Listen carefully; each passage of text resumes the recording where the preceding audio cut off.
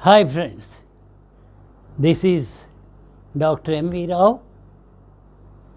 ఈ వీడియో చివరిదాకా చూసి మీకు నచ్చినట్లయితే లైక్ చేసి సబ్స్క్రైబ్ చేయండి. అలాగే డిస్క్రిప్షన్లో మా ఇన్స్టాగ్రామ్, టెలిగ్రామ్, ఫేస్బుక్ లింక్స్ ఇచ్చాం. ఆ గ్రూప్స్లో జాయిన్ అయితే మీకు అప్డేట్స్ వస్తూ ఉంటాయి. ఇప్పటి నుంచి ప్రతి బుధవారం ఉదయం 9 గంటలకల్లా హెల్త్ గురించి, ఇంటర్మీడియట్ ఫాస్టింగ్, డైట్ గురించి అట్లీస్ట్ ఒక వీడియో రిలీజ్ చేస్తూ ఉంటాం. చూసి లైక్ చేయవలసిందిగా కోరుతున్నాం. Let us go quickly in to the video. ఈరోజు మన topic PCOD, polycystic ovarian disorder, not disease, mind you. PCOS, polycystic ovarian syndrome. అలాగే PCO, polycystic ovary. కొంతమంది లేడీస్లో జస్ట్ పాలిసిస్టిక్ ఓవరీ మాత్రం ఉంటుంది. స్కాన్ చేస్తే యాక్సిడెంట్గా కనిపిస్తుంది.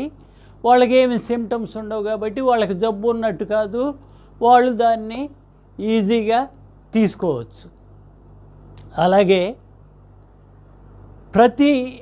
ఇండియాలో ప్రతి 4-5 మంది లేడీస్లోనూ అట్లీస్ట్ ఒకరికి లేకపోతే కొన్ని చోట్ల ఇద్దరికి ఈ పాలిసిస్టిక్ ఓవేరియన్ డిజార్డర్ ఉంటుంది. ఇది హార్మోనల్ ఇంబ్యాలెన్స్ వల్ల వస్తుంది. This is a hormonal disorder. ఏమవుతుందంటే లోన ఈ సైడు లేడీస్కి 2 ఇటొకటి అండాశయాలు ఉంటాయి, ఓవరీస్ ఉంటాయి. ఈచ్ ఒక సైడు ఓవరీలో 1 నెల, ఇంకో సైడు ఓవరీలో ఇంకొక నెల. ఈ అండాశయం నుంచి అండాలు విడుదలవుతూ ఉంటాయి. ఓవరీస్లో నుంచి ఓవం రిలీజ్ అవుతూ ఉంటుంది. ఈ డిజార్డర్లో ఏమవుతుందంటే ఓవరీ సైజు పెరుగుతుంది కానీ ఓవా అందులోంచి మెచ్యూర్ అయ్యి బయటికి రావు. దాని మీదే ఉండిపోయి చిన్న చిన్న నీటి బుడగల్లాగా పేరుకుపోతాయి. పైనుండి నీటి తిత్తులు లేకపోతే నీటి బుడగలు అంటాం. చాలామంది మా దగ్గరికి వస్తూ ఉంటారు, వాళ్ళు నీటి బుడగలు ఉన్నాయని చెప్పారు సార్ స్కానింగ్లో అని చెప్తూ ఉంటారు. So if it is not causing any symptoms you can leave it alone. చాలామందిలో నార్మల్గా కూడా ఉండే అవకాశం ఉంది.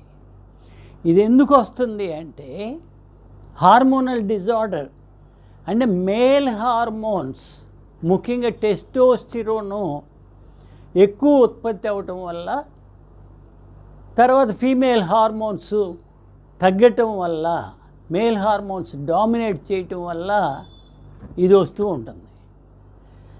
దీన్ని మనం డయాగ్నోసిస్ చేయాలంటే ముఖ్యంగా మనకి 3 సిమ్టమ్స్లో అట్లీస్ట్ 2 సిమ్టమ్స్ ఉండాలి.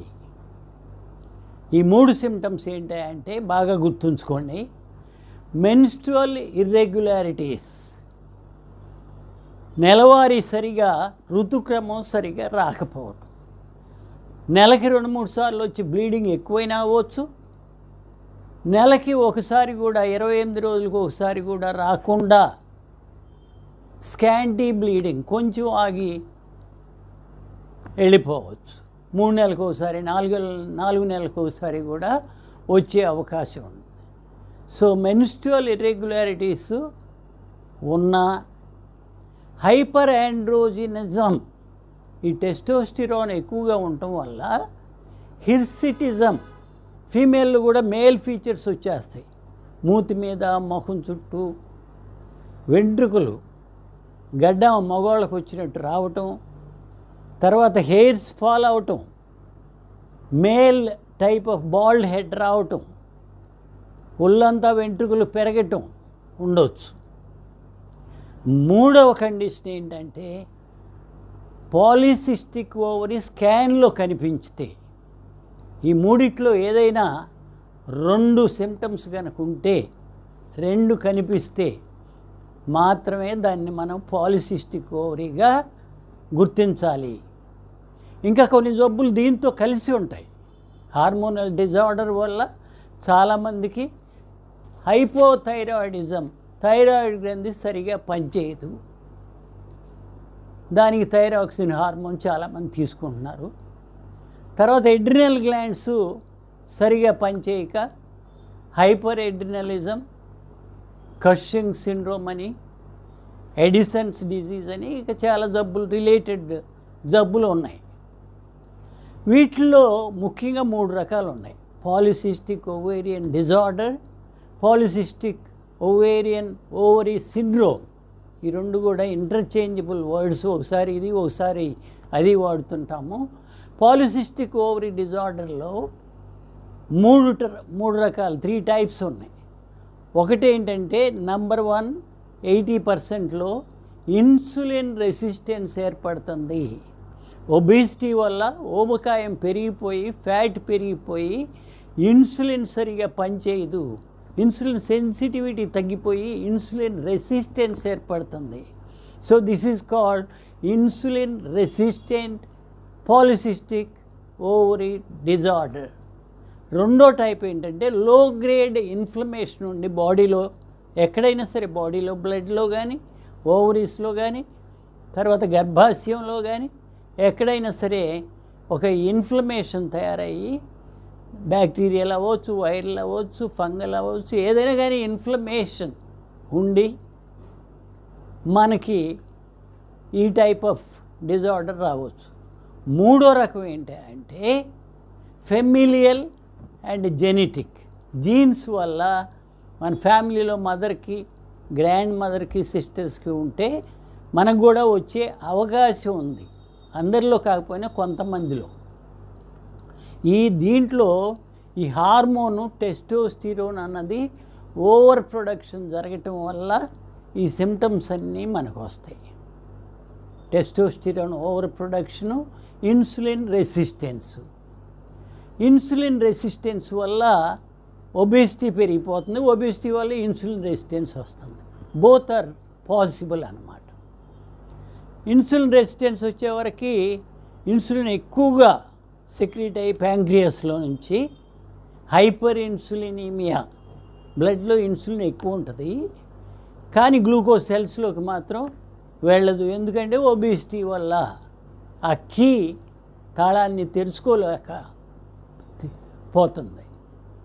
దీనివల్ల మనకి డయాబెటీస్ రావచ్చు, హైపర్ టెన్షన్ రావచ్చు, హైపర్ టెన్షన్ వల్ల మళ్ళీ హార్ట్ ప్రాబ్లమ్స్ రావచ్చు, ఒబేసిటీ వల్ల హార్ట్ ప్రాబ్లమ్స్ రావచ్చు, డయాబెటీస్ వల్ల కిడ్నీ ప్రాబ్లమ్స్ రావచ్చు, ఐ ప్రాబ్లమ్స్, టోటల్ బాడీ కూడా ఎఫెక్ట్ అయ్యే అవకాశం ఉంది. మెనార్కే, అప్పుడే పెద్ద మనిషి అయినటువంటి గర్ల్స్ ఉంటారు 12th, 13th, 14th ఇయర్స్లో. ఆ 2-3 ఏళ్ళు కూడా చాలామంది గర్ల్స్లో ఇర్రెగ్యులర్ మెన్సెస్ ఉంటాయి, పీరియడ్స్ సరిగా రావు. That is normal for 3-4 years after menarche. కానీ 16, 17, 18 ఏళ్ళ తర్వాత కూడా ఇర్రెగ్యులర్ మెన్సెస్ కంటిన్యూ అవుతుంటే మనం డాక్టర్తో చూపించుకొని దీని కాజ్ ఏంటి అని చెప్పి తెలుసుకోవాల్సినటువంటి అవసరం ఉంది. ఎందుకంటే మ్యారేజ్ అయిన తర్వాత వీళ్ళకి ఇన్ఫర్టిలిటీ, సంతానలేమి కలుగుతుంది. సంతానం కలగాలంటే కొంతమందికి ఈ యొక్క పాలిసిస్టిక్ ఓవేరియన్ డిజార్డర్ సరిచేస్తే కానీ సంతానం కలగదు. అందువల్ల ఈ ప్రాబ్లం చాలామందిలో ఉంటుంది.